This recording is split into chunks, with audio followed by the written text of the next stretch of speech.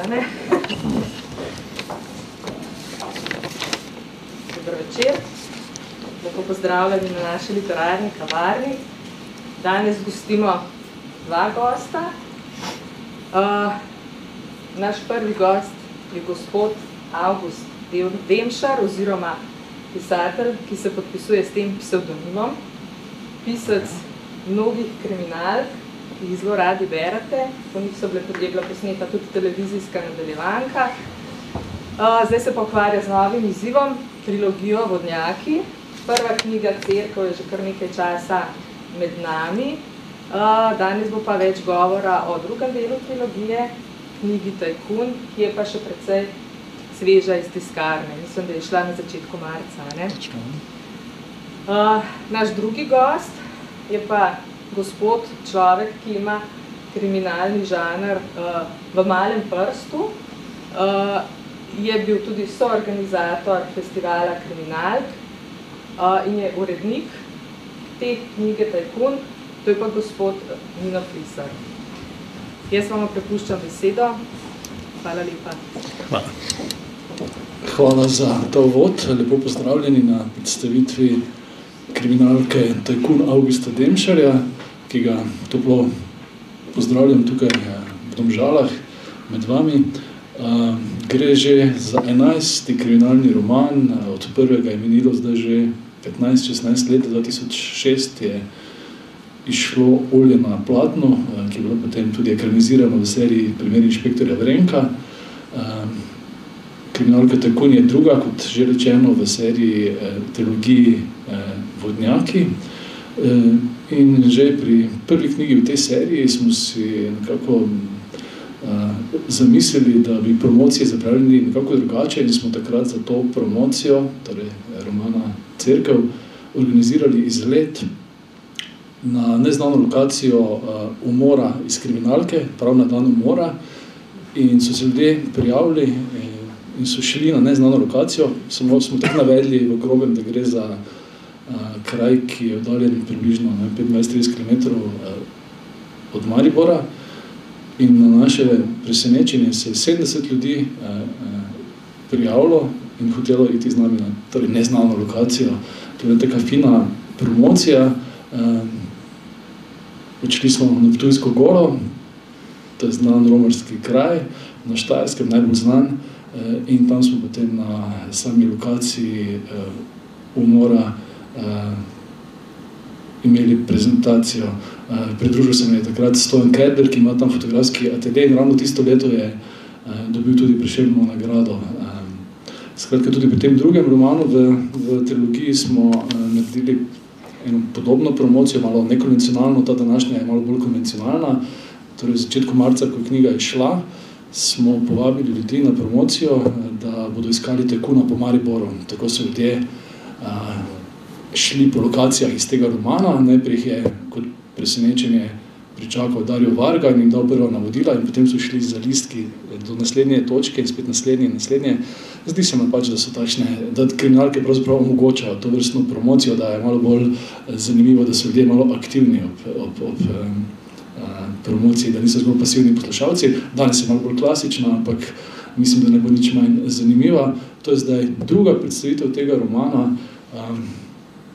Tukaj so prejšnji romani, Tomaž, pardon, da sem zmenila sva, da sedaj, ko so predstavitve, da ga ne kličem za imenom, ampak seveda s psevdonimom, pred katerim objavlja, Avgust Demšar.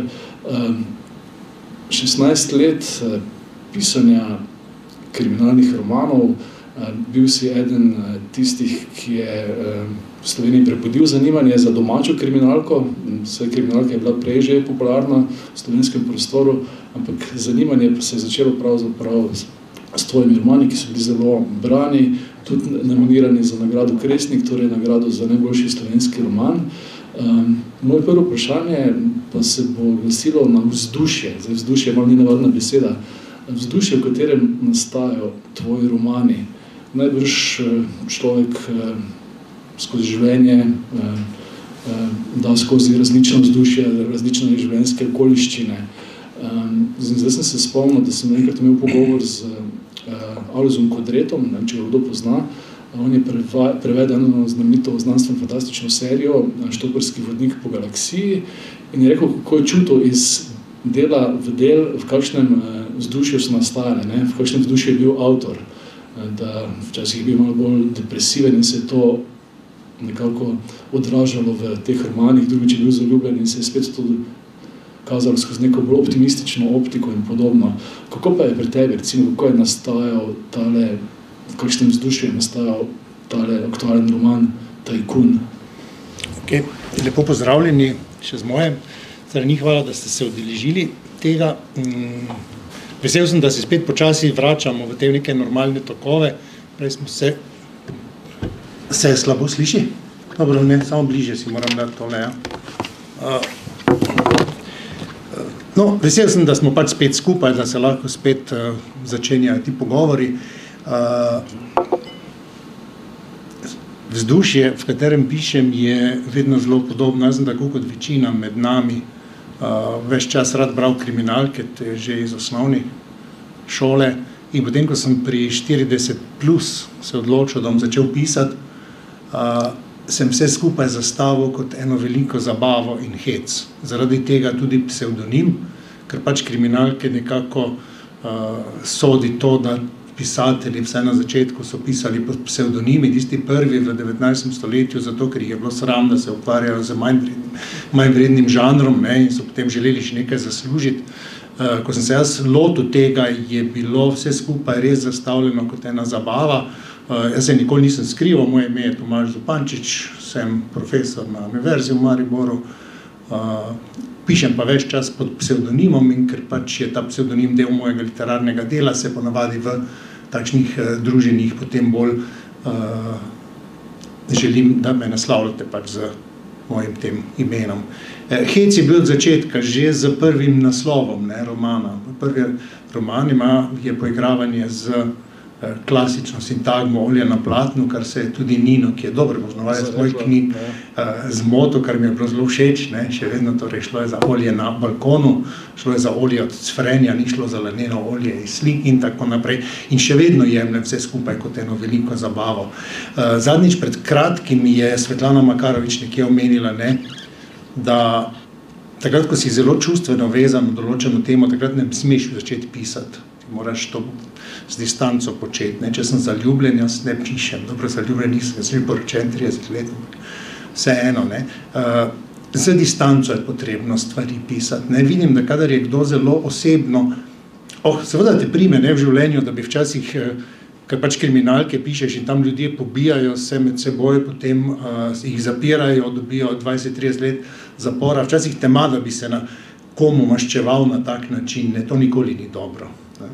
Jaz vedno kriminalko zasnujem takrat, ko sem na distanci do tega. Res pa je, da pišem pa vedno takrat samo, kadar čutim, da mi leži, da lahko pišem. Sem pisal tudi na silo.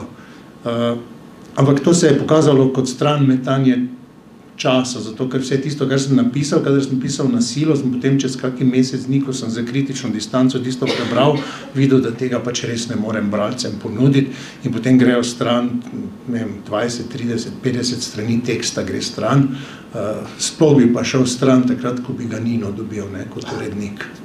Tako da tega si pa potem ne privoščim. Pišem vedno z velikim veseljem, pišem res zdaj, precej dosti, ne, v 15 letih sem napisal teh 11 knjig, imam pa to srečo, jaz pišem zelo zgodaj zjutraj. Moj bioritem je pač takšen, da zvečer kmalu zaspim in potem po 5 urah spanja imam dovolj in ob 4 zjutraj je izreden mir, ko vse še spi in takrat večina teh mojih knjig je bila napisana med 4. in 7. uro zjutraj. Tudi jaz dobijam tvoje maile tam nekje, ne, v 4:30 so datirani. Lansko leto, v začetku leta je bila predvajana serija Primer inšpektorja Vrenka. Je tukaj vplivalo na tvoje pisanje, na tvojo podobo Vrenka? Vrenko ni bil fizično opisan pravzaprav v romanih prej, bil je karakteriziran, ni pa imel neke fizične podobe, pravzaprav je imel samo enih par parametrov, tiste hlače, ko jih nosi, pa suknjič in podobno. Je tukaj vplivalo zdaj na tvojo percepcijo, torej serija, in podobo Varge kot inšpektorja Vrenka na tebe? Tole za serijo je zelo zanimivo. Jaz sem približno 10 let pisal kriminalke, pa niti pomislil nikoli, da bi se kaj takega pojavilo tudi na televiziji. Po par letih so me začeli spraševati na takšnih večerjih, kaj televizija, bomo kdaj to kaj lahko videli. Takrat sem ponovadi vedno odgovarjal, da to ni v moji moči, da jaz nič ne morem, bi bil zelo vesel. Potem je pa le tako naneslo. Leta 2017 je bil razpis, ki ga je objavil RTV Slovenija, nacionalna hiša. Nanj sem bil opozorjen, ker jih nisem spremljal te razpise in potem se pač prijavil in ker je bilo že vzdušje v Sloveniji tako daleč, da so kriminalke slovenskih avtorjev postale tako zanimive, ker nas je en kup začelo se s tem ukvarjati, da so se na RTV odločili, da bodo ne samo moje, ampak tudi od kolega Goloba posneli in sedaj se snimajo druge sezone in tako naprej. In takrat se je pa stvar bistveno spremenila. Po 10 letih pisanja sem jaz bil znan na takšnih večerjih, pa to okrog bralcev, torej bilo je par tisoč ljudi, ki so se zanimali za moje delo, tako kot za delo ostalih pisateljev. Ko pa je prišla televizijska serija, je pa ta boom, ta medijski pritisk, ki ga jaz ne maram preveč, postal zelo močan, bistveno drugače. Televizijska serija doseže 200-300 tisoč ljudi, kar je 1000-krat več kot 100-krat več kot ostale. In takrat so me potem tudi v medijih videl, da prej so se ljudje zanimali za to, kaj pišem, zakaj pišem, kako pišem. Potem pa naenkrat so se oglašali mediji in me spraševali popolnoma nerelevantne stvari, pri katerih res nisem vedel, kaj naj odgovorim. Recimo vprašali so me, če se bom cepil ali se ne bom cepil. In zakaj se bom cepil in zakaj se ne bi cepil. Mislim, to se mi zdi popolnoma nepomembno. Zelo rad se pogovarjam o kriminalkah, o žanru, o pisanju, o značilnostih, o dobrim krimi romanu. Vse ostalo se mi je pa zdelo malo tako. Moram pa povedati, zelo ponosen sem na to, da je moje delo doživelo toliko interesa ene nacionalne TV hiše, da so bili pripravljeni iti v to, kar pomeni velik finančni zalogaj, masovno delo, tu je skupina ljudi in ko zdaj malo o tem razmišljam, se ponavadi spomnim na in omenim enega drugega pisatelja, ne tega, ampak tega od zgoraj. To je italijanski pisatelj Andrea Camilleri, ki je ustvaril Inšpektorja Montalbana. Na levi je pa igralec italijanski Luca Zingaretti, ki tega Montalbana tudi uprizarja. In vem, da v enem intervjuju je ta gospod, ki je žal pred par leti preminil, rekel, so ga vprašali, kako si kaj zadovoljni z tem vašim Montalbanom, na kar je rekel, ne vem, če poznate knjige, Montalbano v romanih Camillerjevih en starejši en gospod in tako naprej. Tale Luca Zingaretti pa je strašno simpatičen, ampak mlajši, drugače se obnaša in takrat je pisatelj rekel, ne, jaz sem si ga popolnoma drugače predstavljal, imel sem čisto drugo podobo, ampak potem, ko sem ga začel gledati, sem videl, da je on ustvaril nek drug lik, ki je malo povezan, ampak se mi je tako vsedel, da sta potem najboljša prijatelja in tudi na tej sliki se lepo vidi, kako sta eni prijateljski držijo, pa zelo prijazno, on celo roko ponudi na njo, in meni se bo potem čez čas to zgodilo, da sem se lahko zdaj 5. marca snemal z svojim Vrenkom, torej z Darjem Vargo. Meni se zdi, da je to ena zelo fajn zadeva. Vrenko na televiziji je nekaj drugega, kot je moj Vrenko, to vsekakor, ampak jaz to zdaj razumem, to je skupinsko delo. Pri knjigi sem sam, jaz lahko zjutraj ob 4 delam z mojimi junaki, kar želim, lahko jih razvijam po svoje in na koncu je edini urednik tisti, ki ima malo besede pri tem, kako se bo vse skupaj spletlo. Tukaj se je pa takoj začelo. Prvič so na RTV-ju kot producentu, kot tistem, ki dan denar imeli svoje zahteve, potem so tam dramaturgi, ki želijo imeti to in to, ki ti zgodbo spremenijo, potem je tukaj glavni igralec, ki seveda mora čutiti lik, ki ga bo zaigral, potem je tu režiser za svoje in tako dalje in tako naprej. Nekaj časa sem potreboval, ampak zdaj vem, da je to nekaj čisto drugega, da je to skupinsko delo, kjer sem jaz samo en majhen delček v tem kolesju. Torej, tisto, kar je dobro v seriji, tisto je moje, tisto, kar vas pa moti, tisto pa ni moj problem. Tisto so pa ostali naredili. To je lahko dober izgovor. Na odgovor na Ninovo vprašanje, ne, na moje pisanje tisto ne vpliva, jaz v romanih še vedno zasledujem tisto linijo mojih junakov, ki sem si jo zamislil, tako da tu niti bolj filmično ne pišem, tega nisem nikoli počel, da bi pisal roman že z mislijo, kako bo ta transponiran v neko filmsko obliko, ne.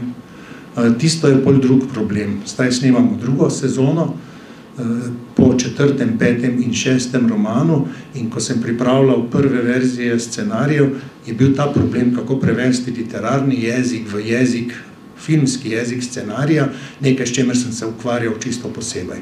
In tudi zdaj, če bi kdaj prišlo do trilogije ali do kateregakoli od teh romanov, da bi bil interes za filmsko varianto, bom s tem, kako vse skupaj prevajati, se ukvarjal potem.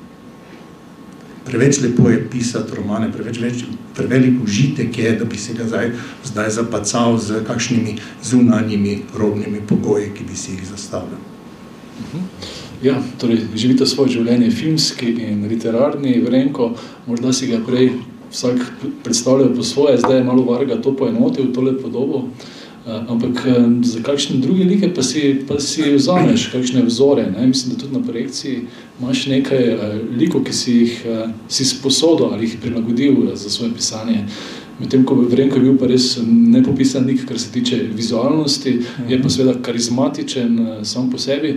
Čeprav ga ti včasih v svojih romanih označiš z besedo dolgočasen, ne? Kar je, no, jaz bi se težko rekel, da je dolgočasen. Pa ne vem, jaz sem vedno izhajal iz tega, da če že pišeš roman, prej sem se odločil, ne, to mora biti slovenski kriminalka, mora se dogajati v slovenskem kraju, naši kriminalisti, jaz ne poznam nobenega kriminalista osebno v Mariboru, ne, ampak enkrat mi en kolega, ki je zdaj upokojen forenzični fotograf, pokazal nekje na eni ulici, v enem bifeju, dva tipa, takšno povprečne, rekel, to sta pa dva mariborska kriminalista, ne, kaj bolj povprečnega pa dolgočasnega, še jaz nisem videl, ne, kot sta bila ona dva. In potem se mi zdi, da en takšen, neke vrste uradniki so tole, ne, javni delavci, ki pač imajo službo, ki je jo določen žanr pobral. Varga in pred njim režiserji Boris Jurjanševič in Slobodan Maksimovič sta me spraševala, kako vidim Vrenka, ne, in sem rekel, da se ga nikoli nisem predstavljal. Fizične, jaz sem drugače po stroki likovni pedagog, se ukvarjam z likovnostjo in vizualni del mi je zelo pomembno, ampak pri Vrenku ga jaz nikoli nisem videl. Tudi zdaj ga ne gledam kot Darja Vargo, ga še imam vedno nekje svoje, in tako je z mnogimi liki, razen dvemi. V mojem 7. romanu z naslovom Miloš sem uvedel novega junaka, tam je bila pa pesem popolnoma drugačna. Pri njemu sem pa jaz vedel, kako bi naj izgledal, še predno sem si ga sploh zamislil. In podoba za Miloša je švedski igralec Dag Malmberg, ki ga poznamo iz različnih, tudi krimi serij. Takšnega si jaz predstavljal, to je en visok igralec, ne šarmantna, ampak markantna oseba, ne vedno tiči v tej svoji črni suknjiči. In ta lik Miloša je vedno pisan z tem, da imam jaz to podobo v očeh. Ko pišem o njem, vidim, in ob njem je njegova sodelavka, to je kriminalistka Nika. Nika je pa prav tako ima vizualno podobo. To je prav tako švedska igralka Eva Rekset, ki je tudi nastopala v nekaterih meni zelo ljubih skandinavskih kriminalnih serijah, to je pa podoba nje. To sta edina dva, za katere zelo jasno vem, kako bi naj izgledala. Ne vem, kako izgleda Breznik Marko, ne vem, kako izgleda kriminalistka Ivana, ki so pomembni liki pri meni. To sta pa edina dva, ki rušita ta princip. Zakaj pa ne vem. Tu se vidi močan vpliv te skandinavske kriminalke, ki je dolgo časa bila prevladujoča pri ljubiteljih. Prej si omenil Suknič, zdaj sem se spomnil ene anekdote na tem festivalu Alibi, ki smo ga imeli lani oktobra. Ja. Oktobra v Mariboru. Je bila ena okrogla miza o kriminalkah in potem je bil na tej okrogli mizi prisoten v občinstvu en kriminalist in na koncu, ko so bila vprašanja, je opozoril na to, da in pri Demšarju in pri Golobov, ti glavni kriminalisti nosijo usnjene jakne. Je rekel, odkot ta ideja, da kolikor on ve, noben kriminalist, ki ga on pozna, ne nosi usnjene jakne. To bi bil tak en zanimiv point. S tem, da ne veste, kako je izgledal ta gospod kriminalist. To vem, visok starejši gospod, sivo las, za sivo brado pa v svetlo modri obleki. je bil zelo kontra temu. Guantan, bi rekli Gorenci. Omenil si Miloša, ob tem, da si naredil enega zelo popularnega, glavnega junaka, si se potem vseeno odločil, da uvedeš še enega, kar ni ravno tipično. Agatha Christie je imela Poiroja, ki ga je... Ona je tudi tarnala, da se ga je naveličala precej. Ampak je potem ga ni združila s kom drugim, ampak si pač druge glavne junake izmislila. Ja, izmislila se je tudi Gospodično Marplovo, ki je pa tako po enem liku zelo podobno. Ampak vsi so tarnali, tudi mislim, da je Arthur Conan Doyle tarnal, pa je hotel ubiti svojega Holmesa, pa potem ga ni. Tako, to zgleda, da je nek odnos, ki ga imamo pisatelji z našimi kriminalističnimi, literarnimi liki. Ja. V Sloveniji en čas so veljal predsodek, da kriminalka pa mogoče v slovenskem okolju ne bi najboljše delovala. Ti si se zelo nekako suvereno odločil, da umestiš svoje kriminalke v Maribor in okolico, saj tu pa tam greš tudi malo izven tega mileja, tudi čez mejo.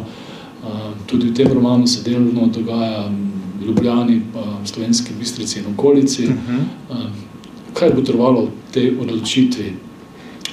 Zdaj zvem, da si ti Mariborčan pravzaprav od svojega rojstva, da si živel v centru mesta, na Gosposki ulici, skratka, že od malih nog si čutil trip tega mesta in tudi spremljal njegov razvoj in spremembe skozi čas.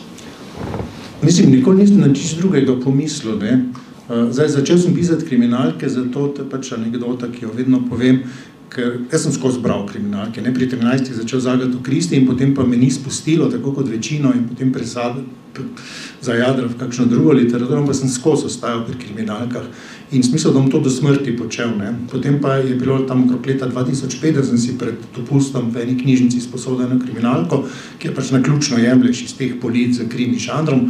In tista kriminalka je bila napisana izredno za nič. Ni bila domača, tam jih je bilo še takrat malo, enka tuja, in se rekel, to ne, da ni vredno prevoda, to ni vredno papirja, na katerem. Zakaj? Zato, ker nikoli se nisem učil pravil, ampak ko prebereš par 100 kriminalk, veš, katera so te glavna pravila, ki nek žanr določajo. In tam so bila kršena vsa od začetka do konca. Nobene napetosti, nobene ključev ni bilo, nobenega suspenza, nič od vsega. In takrat sem potem doma tisto, pa nisem prebral polovico knjige, pa še potom ženi rekel, oziroma žena me je slišala, ko sem rekel, veš kaj, kako tako SR bi pa še jaz znal napisati. In je potem rekla, no pa naredi, se veste, doma sedeti pa bentiti je zelo enostavno, in sem rekel, in bom, in potem sem se vsedel, zdaj teh zapletov kriminalnih sem jaz imel precej, zato ker se me to uspavalo. Jaz sem zvečer na mesto, da bi štel ovce, sem pač si zamislil, kdo bi koga ubil, pa kak bi pol to bilo, in kako bi ga dobili, kateri bi bili tisti ključi, da bi ga našli, pol pa lepo zaspišel, v takih prijetnih mislih. In sem rekel, eno od teh zgodb bom uporabil, in potem se vsedel in sem začel pisati. Tega večera je ta gospa to in to in to. In prvi roman Olje na balkonu, ki je sicer dokaj kratka zadeva, je bil napisan v 3 tednih. Napisal sem ga z velikim veseljem, takoj, ko sem pisal, sem videl, da je to eno zabavno početje in čeprav nisem imel pojma, da bo kdajkoli to kjerkoli objavljeno, sem začel pisati retrospektivo kot drugi roman in potem ta je sicer dalj časa trajal 2 meseca, ampak za novo leto, leta 2005, sem jaz imel napisane 2 kriminalki. In potem sem dal to ženi za prebrat, ona je seveda rekla, da je dokaj vredo, potem sem dal pa še nekaterim drugim ljudem in pozitivni odzivi so bili takšni, da sem se odločil, pa še nekaj sem vedel. Vedel sem, da jaz na študenti dosti govorimo o ustvarjalnem procesu. Ustvarjanje je zelo fajn zadeva. Ampak, če se ustvarjalni proces ne zaključi, kar pomeni, da na koncu daš ti to, kar si naredil, verificirati, da daš ti nekomu to v javnost, da dobiš nek povratno informacijo, da te slejko prej to začne moriti. Če ti pišeš in imaš, v času v predalu koliko rokopisov, do katerih nisi dobil nobenega feedbacka, te bolj mori, kot da bi te osvobojalo. In zato sem se pač odločil, po novem letu počakal sem do Svetih 3 kraljev, nisem hotel težiti založbam, potem sem pa napisal dopis, star sem nekaj čez 40 let, nikoli še nisem nič napisal, nobene literarne nagrade še nisem dobil, ampak zdaj pišem slovenske kriminalke in če jih zanima. In to sem poslal na 15 različnih slovenskih založb. To je bil čas, leta 2005, ko je slovenske kriminalke pisal recimo Sergij Verč, je imel 2-3 kriminalke, Vladimir P. Štefanec, tam v začetku 90-ih je Maja Novak napisala Iza kongresa eno kriminalko, ne?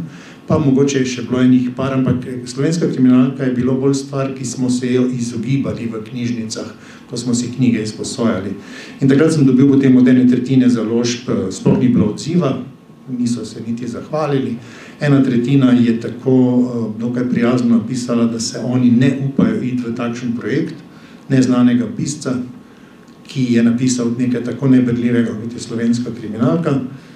Enih par se je zelo bolj prijazno opravičilo, 2 založbi sta pa rekli, da bi pa mogoče poskusili. To sta bila prva založba Sanje iz Ljubljane, takoj zatem, par dni zatem pa se je oglasila tudi Mohorjeva družba iz Celovca. Ampak ker sem takrat z Sanjami že bil v dogovoru, smo potem ostali tukaj. In potem se je pa vse skupaj začelo, mi smo izdali prvo knjigo, pa drugo knjigo. In takrat je lastnik založbe rekel, veste kaj, Tomaž, mi bomo poskusili z vami, ne vem pa, kaj bo iz vsega skupaj. In potem je bil pa prvi šok za njega, pa šok zame.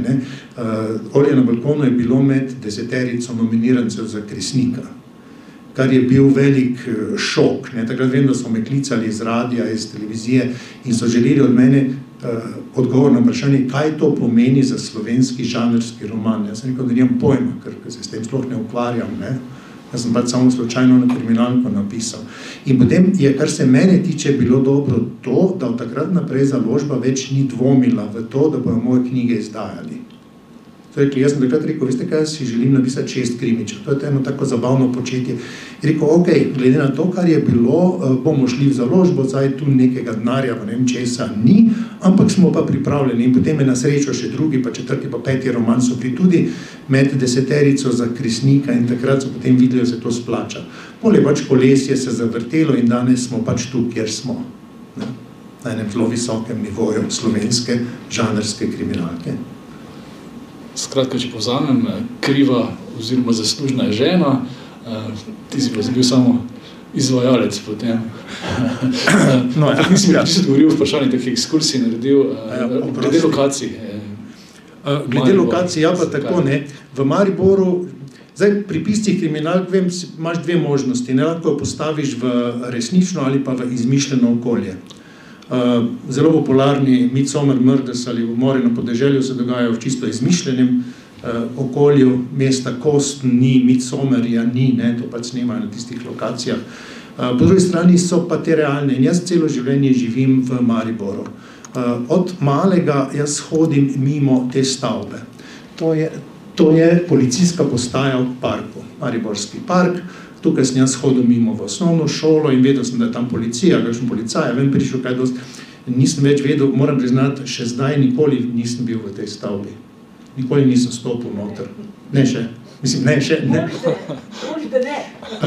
In zdaj v enem romanu napisal, to zunaj, to vse štima, veste, ulice, ta je Tomšičeva ulica, pa ona ulica, ampak ko pa moji kriminalisti stopijo skozi ta vrata noter, pa stopijo iz realnega v fiktivni literarni svet. Sej, ne pa, vi se hecate, ampak jaz resno mislim, da bi enkrat ali vsaj kako šipo razbil ali pa, ne vem, nekaj naredil, da bi me peljali na policijsko postajo. Ampak, ker imam toliko nesreče v življenju, bi me peljali na ono drugo pri sodišču, ne pa sem. Tako da ne bi nič dosegel, še vedno ne bi vedel, kako zgleda noter. In meni se je zdelo normalno, da svoje lokacije umestim sem. Potem 500 metrov stran je ena druga zelo lepa hiša v Mariboru. To je na Štrosmajerjevi ulici, ena hiša iz 30 let prejšnjega stoletja. Tukaj na levi je potem Mariborski stadion. Ta hiša je znana potem, da tale skulptura, ki jo vidite, je v 30 letih naredil slovenski kipar Nikolaj Pirnat. In v tej hiši, na dvoriščni strani, sem jaz živel 10-15 let. In to ravno v času, ko sem začel pisati in zato sem tudi umestil svojega glavnega junaka v ta kraj. Maribor je čisto evolutivno postal kraj dogajanja. In potem jaz nisem mislil, da bo, ampak so ljudje, ki sploh tega štajerskega konca rekli, da oni radi berejo moje kriminalke, dobro, ok, zaradi zgodbe, ampak zato, ker razpoznajo kraje, ker jim je všeč, da nekdo piše o njihove mestu in potem sem videl, da je to mogoče tudi ena dodatna kvaliteta. Marko Breznik je mladi kriminalist, živi pa v enem drugem delu Maribora, to, kar vidite od zadaj, je najvišja stavba v Mariboru, to je ta v megli v ozadju, to je največji silos žitni. In ta je res ena pompozna, visoka stavba. Za njo, v tistem melskem delu, ki je malo manj razvito, napol industrijsko, so pa ne take malo bolj devastirane hiše. In v njo sem dal živeti 23-letnega mladega kriminalista, za katerega sem sumil, da ima dokaj nizko plačo, vsaj osnovno, živi s tastom in taščo in je v tem delu potem on živel. Je spet en del Maribora. Ampak tu se ti potem spet to vrne. Jaz sem v enem od romanov napisal, da recimo pri tej rumeni hiši, potem na dvorišču so imeli nek piknik in da je bila senca, zato ker je ta visoki silos metal sence že malo zgodaj popoldne, pač nekaj pesnil. In na eni od teh prireditev v Mariboru se en bralec jezno glasu, da on živi v eni taki hiši in da je to neumnost, da senca nikoli ne pada tako, da tisto sploh ni res, kaj sem zapisal. Ampak Maribor še vseeno ostaja okolje, v katerem sem. V tem 6. romanu, mislim, da bo to tudi v 2. sezoni Inšpektorja Vrenka, živi ena od oseb v tej hiši. To je Googlov posnetek od zgoraj, to je ta rdeča dolga stavba, zgrajena bila v 50. letih, Mariborčani jo poznajo pod imenom Bumerang. Bumerang pa zato, ker je pač tako vogalna hiša, česar ti, ko se tam mimo giblješ, nikoli ne vidiš, posnetek od zraka pa to pokaže. In v scenariju, vsaj v tem mojem izvornem, se bližata Inšpektor Vrenko in njegov mladi kolega Marko Breznik tej hiši in potem Marko reče, pa zakaj praviš temu Bumerang, na kar mu v enem takem kratkem ekspozeju razloži Vrenko, zakaj, zaradi te slike. In tak je pač tega Maribora je cel kup tukaj. V retrospektivi, v drugem delu sta tu 2 govorilnici, iz katere pokliče druga žrtev, to je ta starejša gospa. Je pa tudi en del časa, te govorilnic več ni.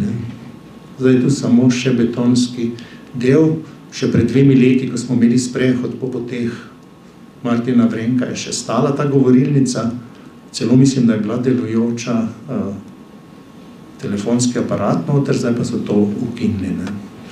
Ja, mislim, da Maribor, zdaj všeč mi je nekaj, kolega pisateljski, Tone Pardič enkrat, me je pohvalil, je rekel, da se tudi tako da postaviti spomenik mestu. Jaz sem mislim, da se ga prvega nikoli ne pozabiš, Maribor je moje rojstno mesto, jaz sem tam vse, celo mladost preživel, pa najma še svoje kriminalistične zaplete.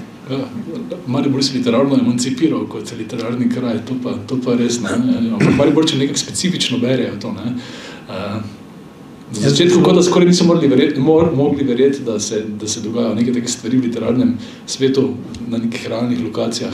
Zdaj že skoraj pol urce, mi pa še nisva nič spregovorila pravzaprav o novem romanu, ki ga predstavljava, ampak s predstavitvami kriminalke je vedno tako, da ne moreš povedati kaj dosti, da ne bi razkril preveč. Skratka, vedno malo tako kot mačka okoli vrele kaše krožiš okoli tega romana. Ampak bomo vseeno nekaj par stvari povedala, tako postopoma se mu približujemo.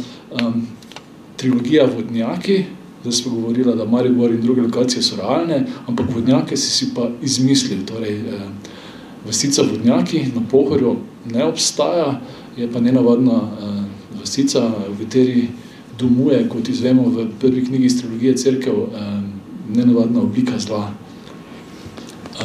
Kako je torej prišlo do Vodnjakov? Zakaj je izmišljena in ima kakšne mogoče reference v čem drugem ali vzoru?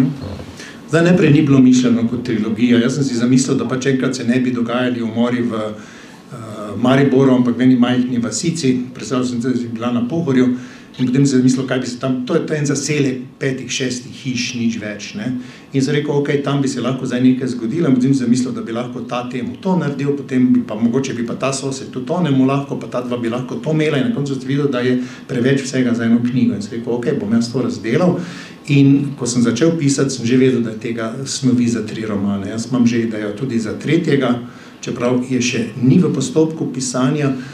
Vasica je pa nastala pa na en drugačen način. Torej, ta prvo je bilo to, v romanu Cerkev je tale skica, vasi. In potem čez čas sem jaz videl, da je to, kar pa vidite tukaj, je pa vas Topolovec v slovenski Istri. Tam sem bil pred leti naključno, ker ima en moj kolega eno majhno hiško si je postavil in sem bil tam. In jaz mislim, da takrat tega načrta, ko sem ga snoval, nisem delal po tej vasi, vsaj ne spomnim se, ampak vidim, da je zdaj ta cesta zelo podobna. Ne? Najprej sem se ukvarjal z mislijo, da bi ti vodnjaki bili na Krasu, ampak potem bi zelo težko upravičil, zakaj mariborski kriminalisti rešujejo problem v kraju, ki spada pod policijsko upravo Koper. Ne? Tako da sem potem to prestavil na Pohorje. Odnos, kaj se bo dogajalo, je že zelo jasen. V prvem delu je to vasica, kjer je 7 hiš, ki še živijo. Tisti, ki ste brali, veste, da se pač umor dogajajo v eni od teh, v drugi, da ena od teh hiš potem tudi izgine. V drugi v Tajkunu se zdaj stvari malo spremenijo. V Tajkunu je situacija v vodnjakih takšna. To ni realno stanje, to je načrt, ki ga je naredil slovenski tajkun, ki želi tu postaviti eno mondeno spa in sploh glamping zadevo. Ne? Do tega seveda to lahko izdava, ne? Najverjetneje ne bo prišlo. Seveda spet pride en kup zla, da se ne realizirajo te glamping hišice, pa hiša Matjašič kot restauracija z Michelinovo zvezdico in vse, kar si pač zamislijo. V tretjem delu se bo pa stvar obrnila, to je čisto osnovna skica, kako bo notranjost naslovnice v tretjem delu trilogije izgledala.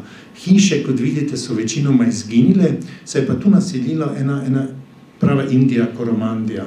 Zdaj je pa dobil to vse skupaj v roke en podjeten kmet, ki se ukvarja z kolesarskim turizmom in po enem zelo pošten način rad naredil ene takšne apartmaje, ki jih poimenuje Čuk 1, Čuk 2, kjer bojo lahko ljudje, ki želijo sonaravno bivati in tako dalje, živeli v tem, ampak tudi tu se bojim, da vse skupaj ne bo išlo. Ne?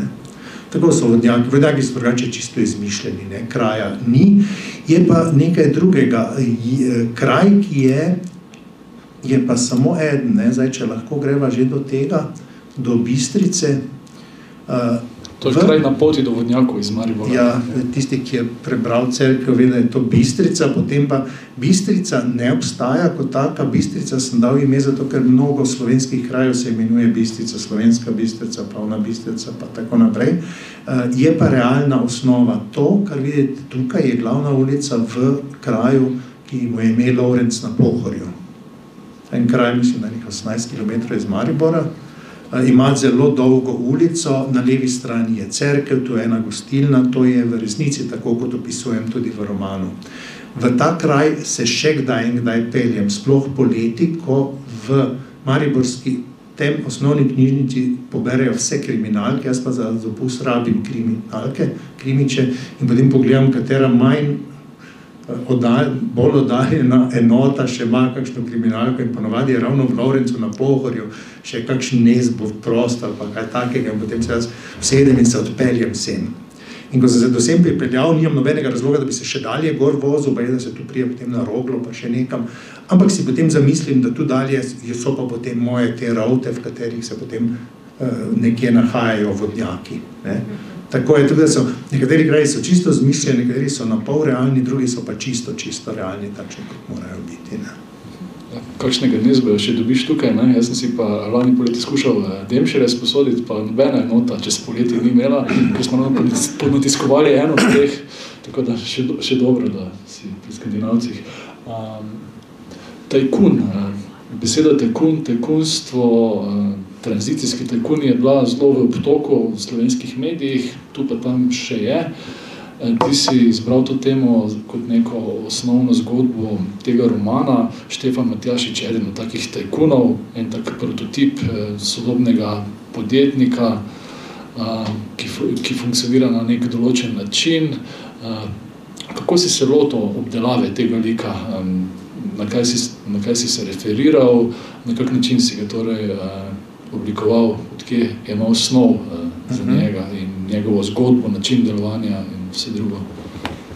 Ok, ja, mislim, nekaj mora biti jasno, ne? Kar mene vedno zanima, ni družbeno-kritični roman, ni roman, ki bi obelodanjal napake, ki se dogajajo v naši družbi, ampak pisanje kriminalk. Zame je bistveno to, da gre kriminalna zgodba, tipa kdo je storilec, da se ne ve, kdo je tisti, ki je storil zločin, da je tu dosti stranpoti, da so različni osumljenci. To je tisto, kar mene vedno žene, zaradi česar jaz rad berem kriminalke. Res pa je, da se v mojem romanu vsakem vedno določene teme dotakne. Pač v nekem okviru se te mora dogajati. Če gremo samo za eno knjigo nazaj, Cerkev, ne, nekaj mene je pač motilo, da je leta 2010 pa 2011 udarila ven ta res grda afera, ki si jo je privoščila mariborska nadškofija, kjer so poneverili okrog 800 milijonov evrov. Ne. In o tem se kaj dosti ni govorila. Ne. 2 grešna kozla sta bila pospravljena nekam v neke samostane v Avstriji. Stvari se pa niso razčistile in potem malo, ko sem raziskoval, je še zdaj približno 50 ali 60 tisoč malih vlagateljev, ki so izgubili svoje oborne prihranke, ker so jih zaupali inštituciji, za katere so verjeli, da jih ne bo prinesla okrog. In to se mi je zdelo vredno enega okvirja. Res pa je, da jaz nikoli ne razčiščujem teh zadev, ampak je to samo en okvir. Kar se tiče tajkunstva, v zadnjih 20-30 let gledam, kako se pač naša družba spreminja in kako ljudje nekateri na hitro in zelo močno obogatijo, kar jim po eni strani daje nek privilegij, da čutijo tudi moč, da so jo dobili nad ostalimi. In vidim, kako ti ljudje začnejo drugače razmišljati, kako začnejo čisto drugače gledati na svet in na vse okoli njih. In to mi že gre dolgo na jetra. Po drugi strani sem tudi v šolstvu in vidim, kako se spreminja odnos staršev do same šole. Ne. Zelo všeč mi je tista šala risana, kjer imaš na fotografiji učiteljico, pa učenca, pa starše in piše spodaj leto 1969 in starša jezno gledata otroka in pravita, kaj pomenijo te slabe ocene. Ne. Danes ta 20 starša isto sprašujeta, ampak gledata pa učiteljico.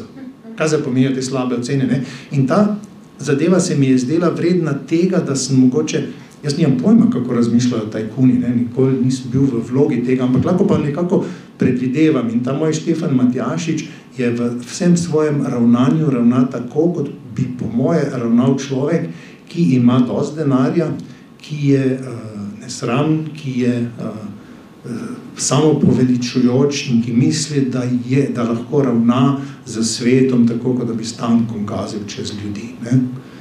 Kaj se z njim zgodi in ali dobi on tisto svojo zasluženo kazen ali ne, ali kakorkoli, to je zdaj manj pomembno. Ne. Tako poskušam v vsakem od teh romanov nekaj malega, ampak še vedno prvenstveno ne. Meni je pomembna kriminalna zgodba to, da jaz bralca, vse nas, oziroma vas, ki berete, poskušam voditi za nos in tako naprej. Ne. To je klasična pravila, pa okviri žanrske literature so še vedno bistveno, kar mene pri branju žene. Jaz malo poznam ozadje tvojega pisanja.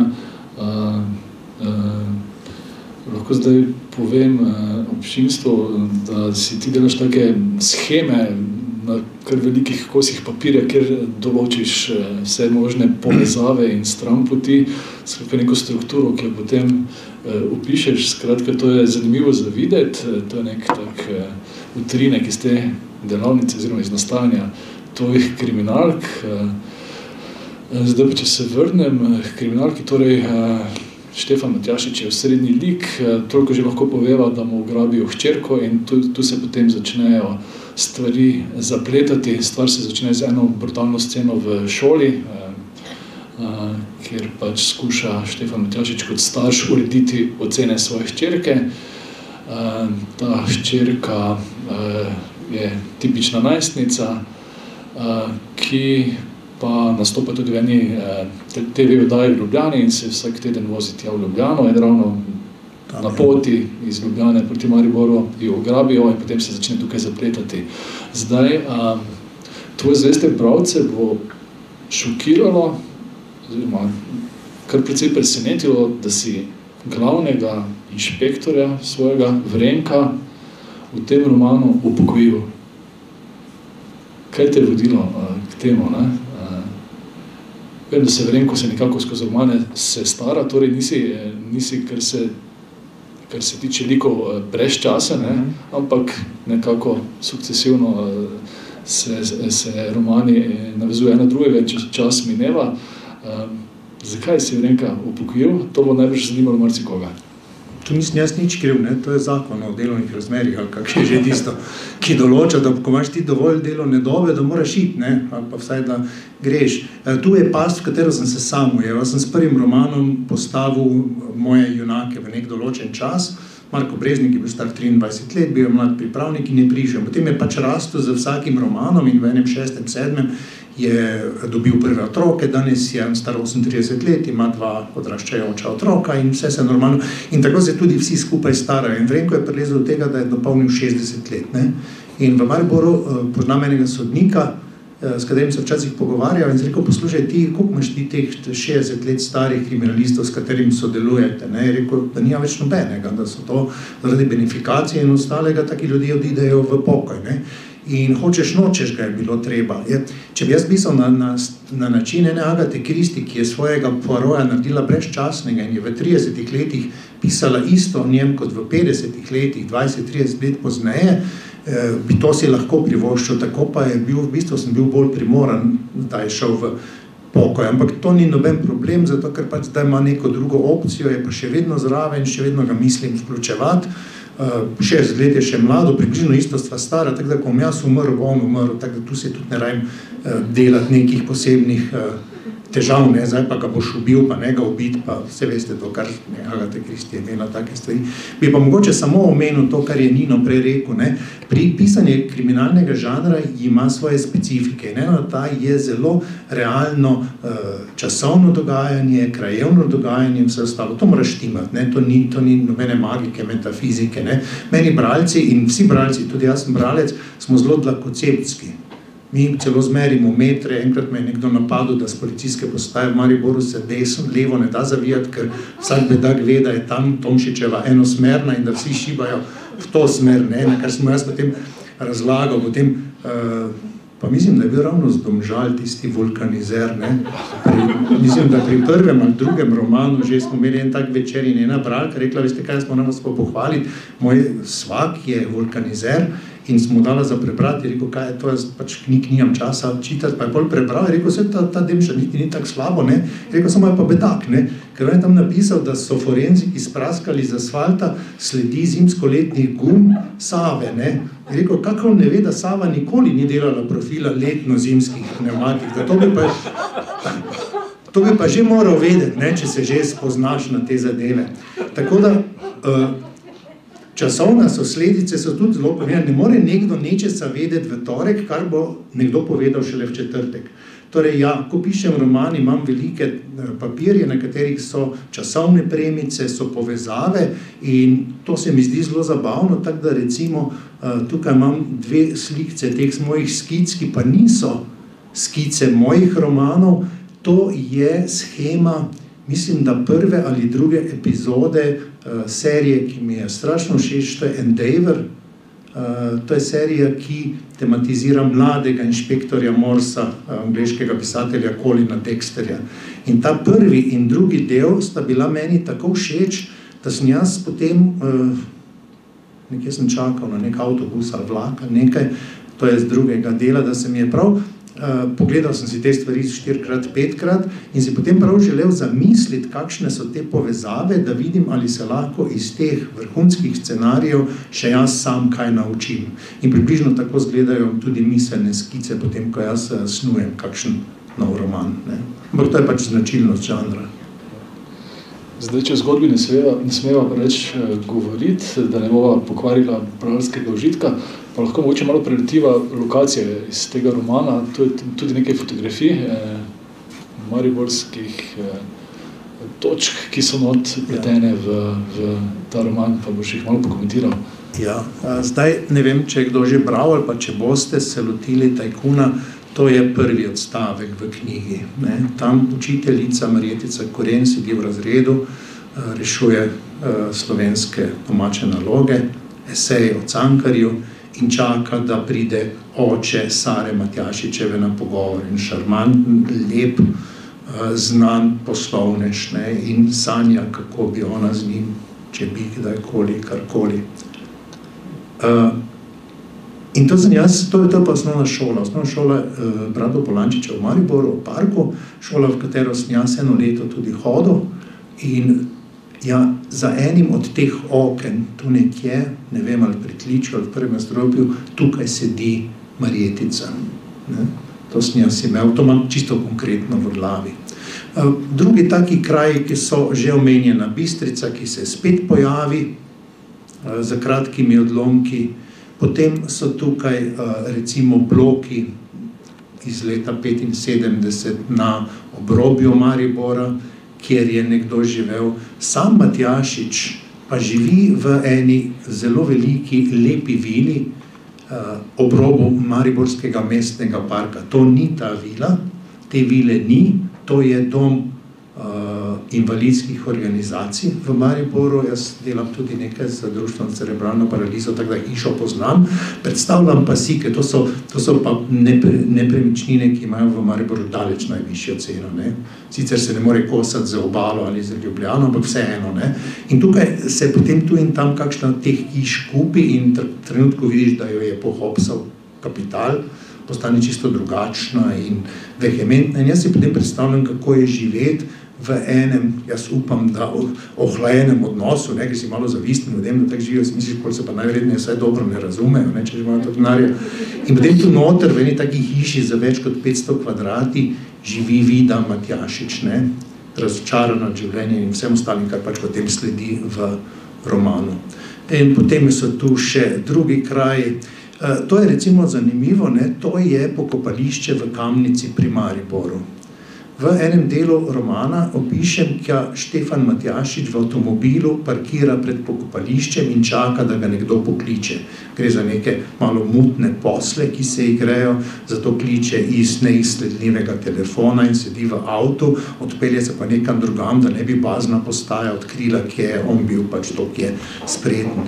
In opis tega pokopališča je takšen. Ampak jaz sem potem naredil nekaj drugega. Jaz sem se zjutraj ob 7:30 eno soboto odpeljal z avtom, kot da bi bil Štefan Matjašič in sem parkiral pred tem pokopališčem.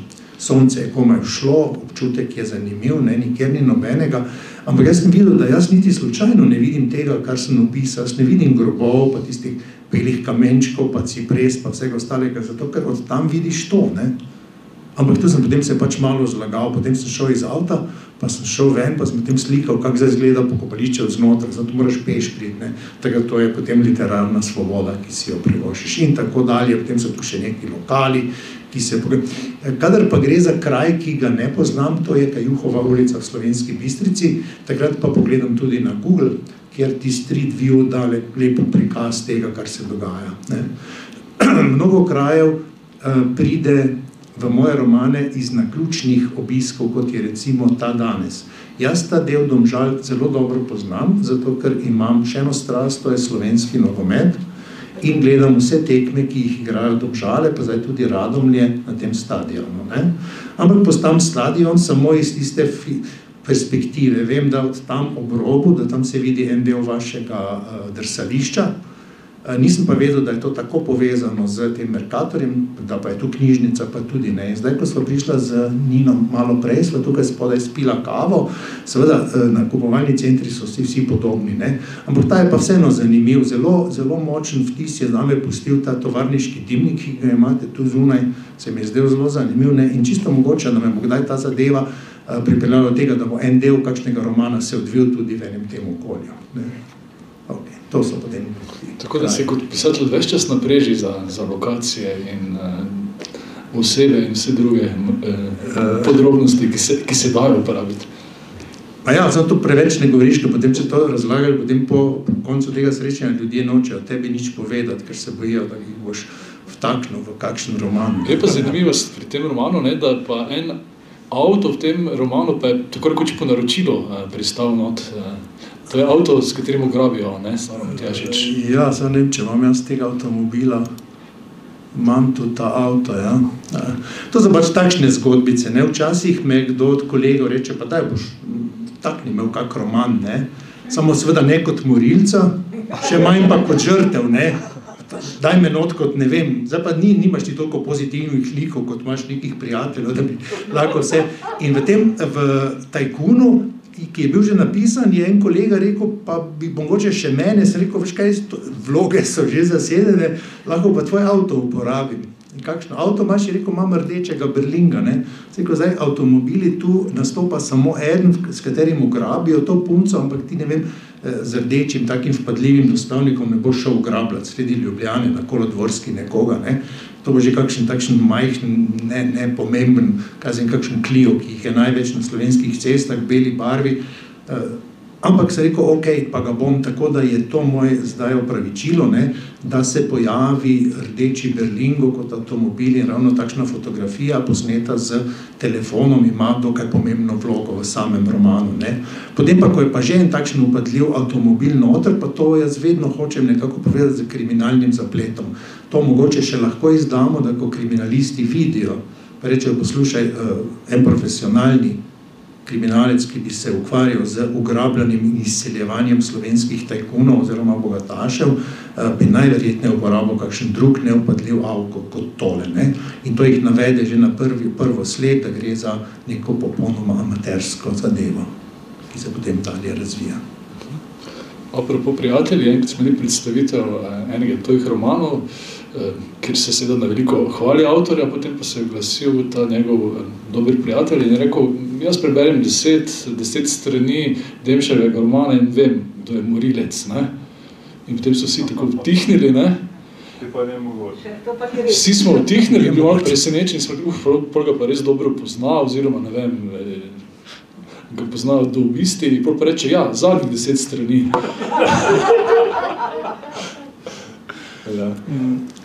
Mogoče tole, ne, zdaj, če je Nino že omenil kolege in to, zdaj tu imamo še en slajd, kjer ponavadi govorijo o tem, da so vizualni dodatki v mojih knjigah. Ja, tudi to je posebnost, recimo, ne, tega romana, da tu pa skoraj da ni, razen pač tega načrta vasi, en seznam finančnih transakcij. Zakaj? Pa tokrat nisi uporabil kakšnega slikovnega materiala, ki je tako značilen pravzaprav za vse ostale tvoje romane. V bistvu ne vem, to je vedno spontano, ne. Vem pa, zakaj to počnem. Zato, ker določen del kriminalk je to vedno imel. Nekateri avtorji se tega poslužujejo, mnogi pa ne. Recimo, ne, kot prvega se vedno spomnim tega znanega vagona iz kriminalke Agate Christie z naslovom Umor v Orient Expressu. Ne. Ta bo mene spremljal takrat, ko sem ga prvič prebral in vem, da takrat, ko sem bral to, me blazno navdušilo, zato ker to je bila tako literatura kot uganka, kot rebus, kot sudoku, kot ne vem, vse skupaj in jaz vem, da sem se v to skico vagona potem vedno vračal in gledal, kje bi kdo šel, kdo bi koga videl, ne. To je bilo seveda leta 1934, ampak potem tudi ena od najsodobnejših pa najboljših kriminalk, torej Millennium Stiga Larsna, ne, iz leta 2005, prav tako prinaša skico. Tudi tam je slika otoka, kjer se je zgodil umor. Tudi on je, meni blazno všeč zaradi tega, ker je tako sodoben, recimo za tem, da postavi eno mlado hekerico kot glavno junakinjo, po drugi strani pa on upošteva še vedno večino Van Dynovih pravil, ki jih je napisal leta 1927. To se mi zdi tako mojstrstvo, ne. In tam je en otok, kjer se je seveda, ne vem, če ste brali knjigo, tukaj zgodila na mostu nesreča, most je neprehoden in zdaj gre za skrivnost zaklenjene sobe. Imaš zaprt krog, kjer je lahko samo določeno število osumljenih. In te slike so bile tukaj, in ker so meni vedno te slike bile zelo všeč. Čeprav en del kriminalk tega nikoli nima, pri Nesbotu ne boste videli nekih skic, pri ameriškem noir romanu tudi ni nobenih slik in podobnega. Ne? Meni je pač ta del všeč in zato jih uporabljam. In tako je v mojih romanih polno stvari, od raznih načrtov do, recimo, to je cerkev, tlor iz cerkve Marije Zavetnice s plaščem na Ptujski gori, potem so tu neki spiski in tako naprej. V cerkvi je spet nekaj drugega. Bi pa mogoče še opozoril na ta dva mrliča tukaj. Tu sta dva. Tu pa se moram zahvaliti mojim prijateljem, ki so bili pripravljeni igrati mrliče. Ne, to sta moja dva kolega, s katerimi igramo na mizni tenis, potem, ko smo vsi prepoteni in se gremo stuširati, sem jaz enkrat prinesel eno rjuho in ko sta stužirana prišla, sem rekel, da se pa ležite na to rjuho in se delajta mrtva, ne, in potem sem tam s njo fotografiral in potem sem imel to tako malo zaradi verodostojnosti, v bistvu pa zaradi heca, ne, vse skupaj počneš.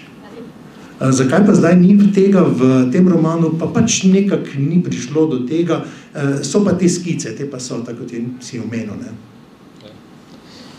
Zdaj, če se še malo lotimo odnosov znotraj detektivske ekipe, ki je kar številčna, ne? Drago, Ivana, Miloš, Vrenko, Nika, vedno kaj novega zvemo, ne? O njih oziroma odnosih njihovih. Tako da bomo v tem romanu zvedeli več o odnosu Vrenka in Ivane, skratka tudi o določenih erotičnih napetostih med njima, ampak tu bom nehal govoriti.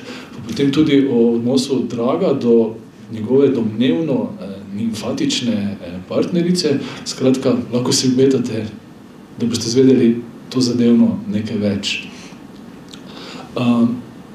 V romanesno zgodbo pa vedno še vpleteš kakšne stvari iz tega kulturnega miljeja, umetniškega miljeja, ne. Tokrat si se recimo odločil, da boš v tkivo romana vpletel zgodbo Edwarda Allana Poea, Propad hiše Usher, s katero pač ponazoriš določen aspekt zgodbe, obenem pa tudi Kestnerjevo Letečo učilnico, ne.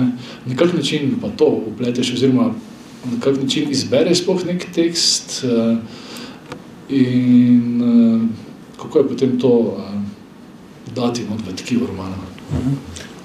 Ne vem, zdaj ne izkoriščam kriminalke, da bi na nje obešal neke druge stvari. Meni se zdi, zdaj prva recenzija romana Tajkun je bila objavljena v Večeru prejšnji teden, napisala jo je Petra Vidali, precej dobrih kritičark, ki je napisala za me eno zelo pohvalno zadevo, je rekla, da pač Demšar je spet napisal knjigo, ki govori o tem, kdo je storilec, ne govori pa o tem, kdo je detektiv. In jaz ne želim o tem preveč razpredati. Res pa je nekaj, da se je zdaj, dve stvari sta se pojavili, to, kar je Nino omenil, eno kratko poglavje je zdaj o tem, kakšen odnos sta imela Ivana in Martin Vrenko, potem, ko je Vrenko odšel v pokoj. In sta naredila en kratek rezime, kaj se je med njima dogajalo. Dogajalo se ni nikoli nič, to, ko lahko povemo, ne. In potem je en drug lik, ki se mi zdi zanimiv, je pa Drago. Drago je homofob, idiot, mislim, bedak je, ne, navaden bedak, ne. Ampak postaja mi vedno bolj zanimiv v tem svojem. In tudi tukaj sem poskusil malenkost tematizirati. Nikoli pa ne na škodo same krimi zgodbe. Ne želim, da zaide ta, jaz vedno kritično svoje romane preberem in vidim, da tisto, kar ne sodi zraven, gre slejko prej ven in postane moteče. Omenjam par poglavij, ki so povezane z literaturo.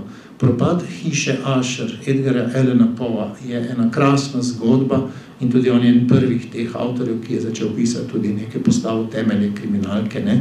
Ta zgodba je omenjena, na kratko je opisana, na eni strani na kratko pišem, zakaj gre, ampak nikoli je ne bi dal noter, če ne bi ta zgodba, ki jo je Ivana sanjala in se na njo spomnila, čez čas močno vplivala na razplet kriminalnega zapleta.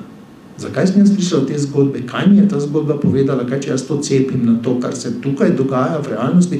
Zato je referenca, prva taka referenca je Propad hiše Usher. Druga referenca je pa nekaj, česar se jaz ne morem znebiti. To so pa moji mladinski romani. Jaz vem, da sem odraščal z celotno paleto mladinskih romanov nemškega pisatelja Ericha Kästnerja. Leta 1972 je Mladinska knjiga izdala 10 knjig, katere eno tukaj vidite, Letečo učilnico, zraven so bili tiste klasike od Pikice in Tončka, ko sem še majhen bil, imeli detektivi, ki je nekaj vrste kriminalke in tako naprej, ne. In tudi to se mi zdi dovolj zanimiva zadeva, da včasih kakšno kratko referenco, ki se mi, seveda jaz znam te romane na pamet, že od takrat, pojavijo tu zraven. Tako da te reference se pojavljajo. Včasih je tudi kakšna, ki se pojavi malo nevede, pa potem razmišljam, bi jo ven vrgel ali je ne bi. Ena od takih referenc je morda tole, ne. Se ne vem, koliko se spomnite, ampak tega je 7-8 let. V mariborski srednji šoli so mularija posnela s telefonom ravnatelja ene šole pa učiteljico, ki sta pač si privoščila neko intimo v enem od prostorov. To so potem objavili na spletu in zadeva se je tragično končala, ker ravnatelj pač pritiska ni zdržal, pa je potem naredil samomor. Nekaj podobnega se dogaja v Tajkunu kot stranska zgodba, s tem, da tu ni takšnih tragičnih posledic tega noter. To včasih vključim, ampak vedno poskušam to za vso dolžno pieteto človeka, ki je v resnici doživel to zadevo. Meni je včasih ne urednik, ampak lastnik moje bivše založbe namignil, če bi jaz malo poiskal kakšno temo v Črni kroniki, da bi se vezal na kakšen realen zaplet, kriminalno dejanje, pa se nekako, da prvič tega ne rabim, ker imam v svoji glavi dovolj teh, drugič se mi pa ne zdi nekako, da bi znal dovolj pietete ob vseh tistih, ki trpijo ob takih zadevah, to obdelati kot romaneskno snov, tega se pa raje izognem. V romanu je tudi ena posrečena analogija med dvema na videz težko povezljivima stvarema, torej detektivsko preiskavo in cunamijem, ki jo primerjaš, to nekako pelješ skozi več poglavij, doziraš v vsakem nekaj in je pravzaprav zelo zanimiva, ker je tako nenavadna, težko bi en običajen človek povezal eno in drugo, ampak ko potem premisliš in se ti zgodba sestavi, pa vidiš, da so vseeno neke stične točke. Dobro, da počasi zaključimo, mogoče še ena anekdota v zvezi z naslovnico. Najbrž malo kdo ve, da tudi ti sodeluješ aktivno pravzaprav pri oblikovanju naslovnice. To naslovnico je oblikoval mariborski oblikovalec Nenad Cizelj, priznan, večkrat nagrajevan oblikovalec, ki občasno oblikuje tudi knjige. Ta naslovnica je vezana na en odlomek, ki je povezan s Štefanom Matjašičem. Boš kar ti povedal? Lahko tudi skupaj, zato ker pač skupaj tudi se deluje. Kako nastanejo naslovnice mojih romanov? Ponavadi takole, oblikovalec nima časa prebrati rokopisa, ker ima preveč dela. Gre za enega zelo dobrega oblikovalca mariborskega, jaz sem ponosen, da je pripravljen delati moje naslovnice. On je oblikoval dostikrat tudi plakate za Borštnikovo srečanje, recimo. In potem je tako, da on seveda takega špeha ne bo prebral, zato midva z Ninom, ko oba prebereva knjigo, najdeva noter par odlomkov, ki bi bili lahko primerno izhodišče in jih te ponudiva oblikovalcu. Tu je en odlomek, ki ga boste našli po približno sredini knjige, kjer kriminalistka pride v to bogataško hišo, na drugi strani ene nizke, zloščene, drage, kot žafran, mize s črno površino, sedi Štefan Matjašič in ona ga gleda. In seveda, ko sedi za mizo, se polovice tvoje podobe vidi, noge so skrite, se pa tvoj zgornji del odraža v tej zloščeni površini. In v tem kratkem odlomku ta kriminalistka gleda in misli, tako izgleda neke vrste igralna karta. In to sva z Ninom ponudila oblikovalcu in on je zagrabil in je potem naredil to naslovnico. Všeč mi je bila omemba igralne karte, všeč mi je bila ta črna površina, zato je nastalo to, kar je. Jaz sem si to drugače predstavljal, ampak tu je zdaj ta naslovnica in se mi zdi fajn. Te 3 fotografije, ki jih pa vidite zraven, so pa nastale pozneje. Ko sem jaz postal občutljiv na to zloščeno mizo, v kateri se odseva in ta črnina je pomembna, v kateri odseva lik neke osebe, sem začel to opažati v kriminalkah. Jaz si pogledam na dan 2 do 3 kriminalke, pa ne 2 do 3 tekme nogometne, sploh čez vikend. In sem opažal in sem začel fotografirati tiste podobe in to je iz 3 različnih krimiserij, kjer uporabljajo ravno ta princip. Sicer čisto za trenutek, tako da sem moral paziti. Potem čez čas sem se pa spomnil še nečesa. Mislim, da me je hčera opozorila na to. Jaz sem imel zelo rad en film. Film je iz leta 1967. Naslov filma je Diplomiranec. V njem igra mladi Dustin Hoffman, enega mladega poba, ki pride domov in potem ga omreži ena fatalna ženska, to je en Bancroft, mislim, da je igralka, ki si ga malo privošči, ne. In ta film je bil mi blazno všeč, videl sem ga dostikrat, ampak sem čisto pozabil, da je ena od odločilnih scen, ko so dva prvič v nekem lokalu dobita, posneta tako, da je prva minuta njunega soočenja posneta tako, da kamera snema samo črno zloščeno mizo.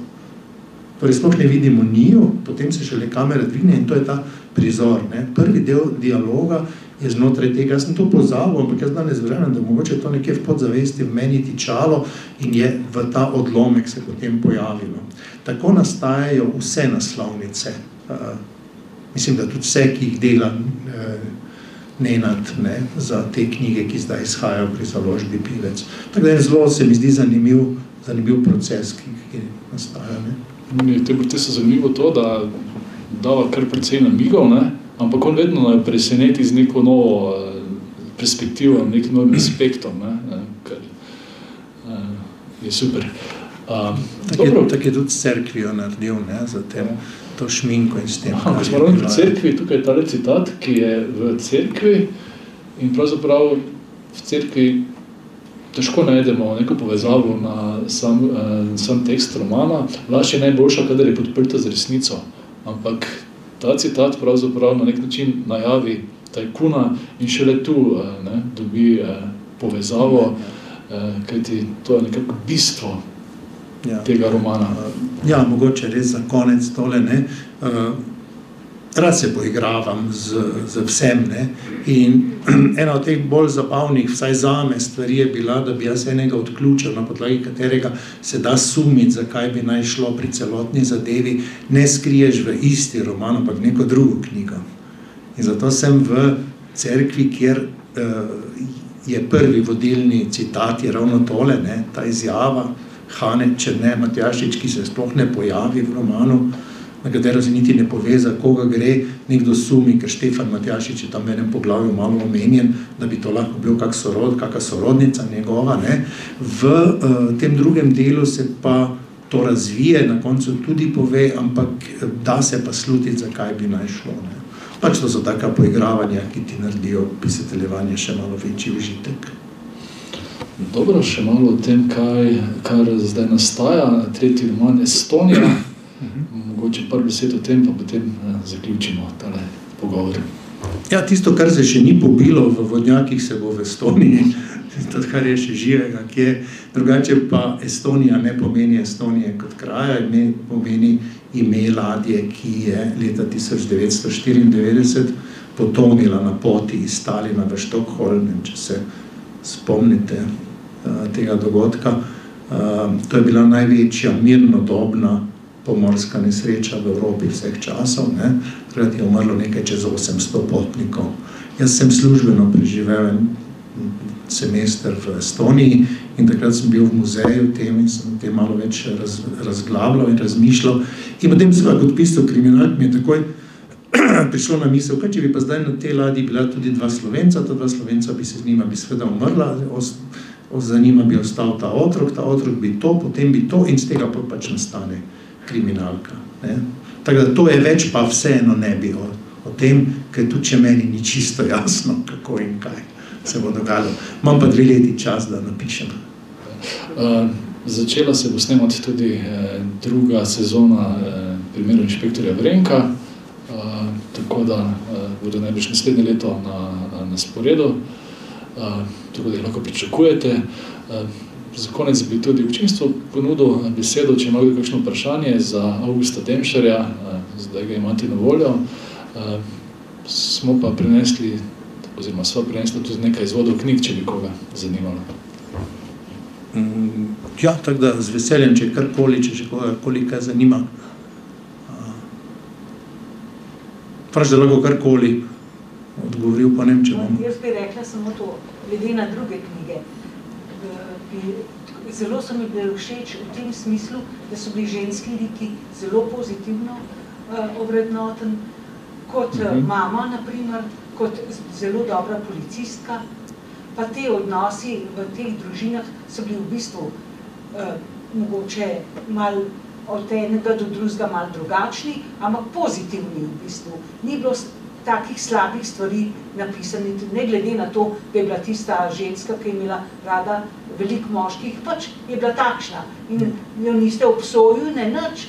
To je bila njuna stvar, kako bosta ona pa to uredila, sta uredila, kakor sta uredila, ampak ni bilo kritike pač na njen sistem obnašanja in tako naprej. Najlepša hvala za mnenje. Ja, ena mojih stališč je to, jaz kadar pišem, vedno stopam k pisanju stališča bralca. Kaj bi jaz kot bralec kriminalke rad prebiral? In meni se zdi, da je, čeprav je danes to v enem krimi žanru precej popularno, so to glavni junaki, ki so zabredli zelo globoko, ki imajo en kup problemov in vsega tega. Jaz mislim, da mora krimi žanr, pa sploh žanrska literatura še vedno biti sproščujoča, lahko je kakovostna, to ni noben problem, ne? Ampak mora biti nekaj takega, ki ti ne življenja, ki je že tako dovolj temno, ne še bolj potemni. Kar se pa tiče pozitivnih ženskih likov, prvi bralec mojih rokopisov je žena in tisto ne bi šlo skozi, če bi bilo kaj drugače.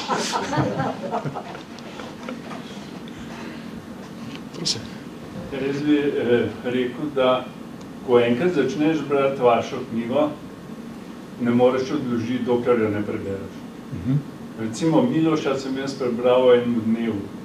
To, ki je potegnil noter. Moram pa reči, da mi zelo všeč, da ob sami zgodbi nastaja še cel kup drugih raznih podatkov, ki človeka po drugi strani tudi potegne in ga zanima, kaj vse to dogaja. Zanima me, kako sploh pridete do vseh teh podatkov, ki jih potem vključujete v samo zgodbo. Recimo cerkev, to je bilo toliko podatkov takih, da sam gledaš, kako pridete do teh podatkov vse. Ja, najprej najbolj hvala glede berljivosti mojih knjig. Jaz kriminalke tudi berem zaradi tega, ker me posrkajo. Pa tudi gledam serije tako, ne morate trenutko. In meni je zame največja pohvala to, da dobim od bralca potrditev, da je knjiga bila berljiva, da nisi se rabo z njo mučiti, da si jo na hitro prebral, in zaradi tega tudi bom najverjetneje še tako dolgo vztrajal.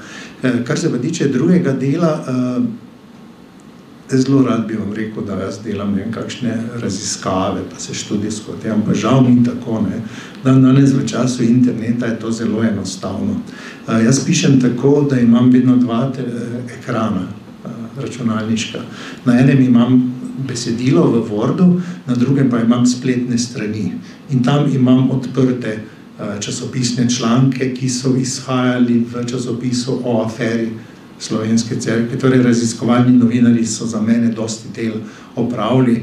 Kazenski zakonik je med tistimi bralnimi zadevami, ki so potem plačilni razredi v javni upravi, so tukaj, da vidiš, kot kriminalist ena začne, s katero plača in tako naprej. Tako da tukaj se danes v času interneta da marsikaj. Ko sem začel pisati, sem začel tako, da sem si nabavil fotokopije učbenikov kriminalistika 1 pa 2, da še potem iz tega brskam. Ko se pa v eno tako stvar zaženem, pa potem mi za tem, da pogledam spletne vire, največ pomaga. Včasih pa naletim stvari, ki jih pa ne najdem. In so to toliko specifične stvari, da potem se mi ne da iti res ozko v neko stroko, od tam naprej si pa stvari izmišljujem. Zdaj, tu so anekdote takšne, zdaj že vejo ljudje, da pišem, sploh po TV seriji, ko so moje slike začele krožiti okrog vejo, tudi v službi vejo skoraj vsi, pa v bloku, imamo 100 stanovalcev v tistem bloku, tudi vejo ljudje, prej pa niso vedeli.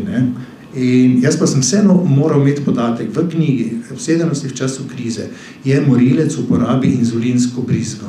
In mene je zanimalo zdaj, koliko je ta smrtna doza, pa kaj se zgodi, pa koliko inzulina moraš dati enemu 80-90 kilskemu moškemu.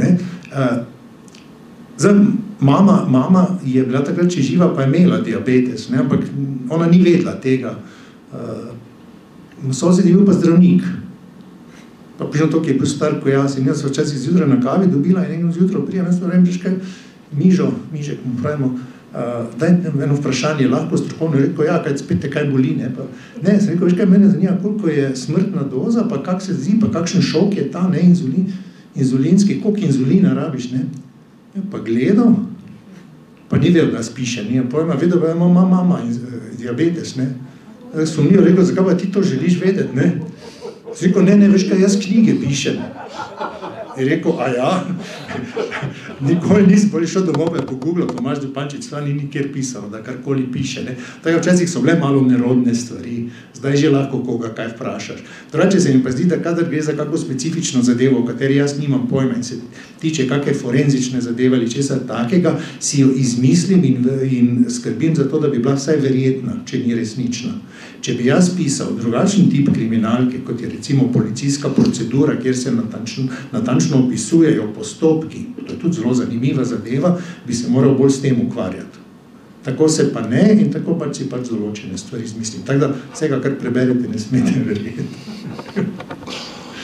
Je rekel avtor. Jaz bi se vam zahvalil za... še eno vprašanje, pardon. Kako ste izbrali psevdonim?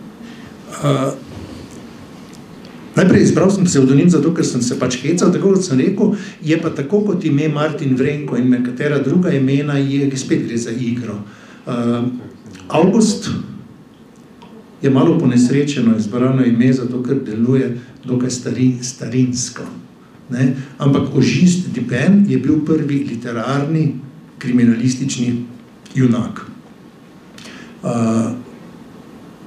Demšar je pa dekliški priimek moje babice, ki izhaja iz Iške, tukaj iz Poljanske doline. Tako da to dvoje je skupaj. Ne? Je pa isto sestavljanka Martin Vrenko.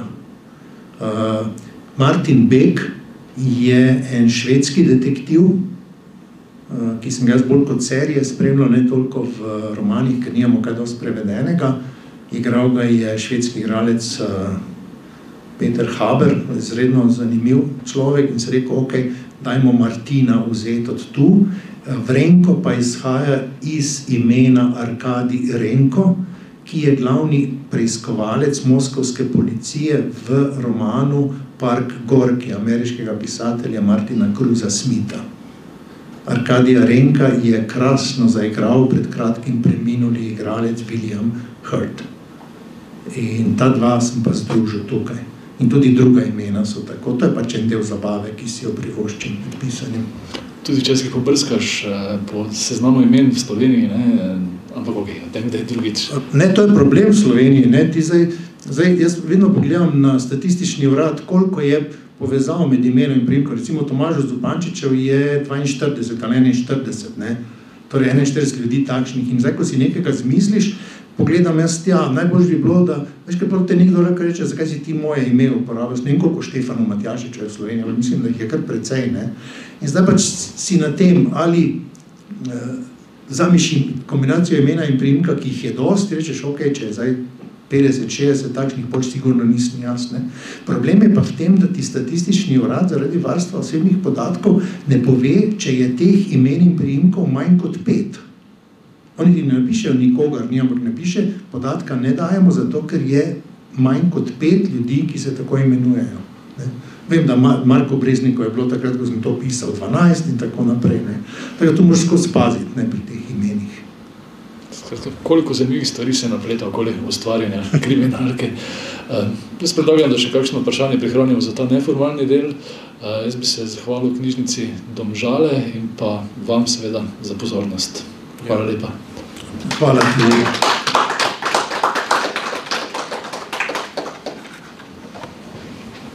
Imate še namen, kakšno tak organiziran izlet? Kakšen izlet? A ja, tole... Jako, v smislu knjige. Ja, tu moram založbo Pijec pohvaliti, oni imajo take inovativne zadeve. Ne? Pri cerkvi so rekli, dajmo mi knjigo prodati plus, ne vem, nekih 5-6 evrov za ta izlet v neznano. Pa se bomo vsi peljali na Ptujsko goro. Ne? Jaz sem takrat se res bal, da ne bo rekel, ok, en kombi bomo vzeli, jaz imam 2 hčeri, to smo že 4, pa Nino, pa še 2, pa nas bo 8 v kombiju, ne, da se sami ne vozimo. Potem so pa res vsa pričakovanja, na koncu smo morali največji avtobus v Sloveniji najeti. Nadstropni za 70 ljudi, da smo se vsi skupaj peljali. Tako da ja, založba je tu zelo zainteresirana, zdaj ta promocija je bila, ko so iskali tajkuna s temi karticami, kot neke vrste escape room ali nekaj podobnega. Zdaj za Estonijo pa malo nerodno, glede na to, da gre za nesrečo ladje, ne, mislijo, da bi se po Dravi s tisto našo dravsko vilo vozili gor in dol. Ampak to bomo še videli, kaj bo. Ja. Tako da založba načrtuje, ja.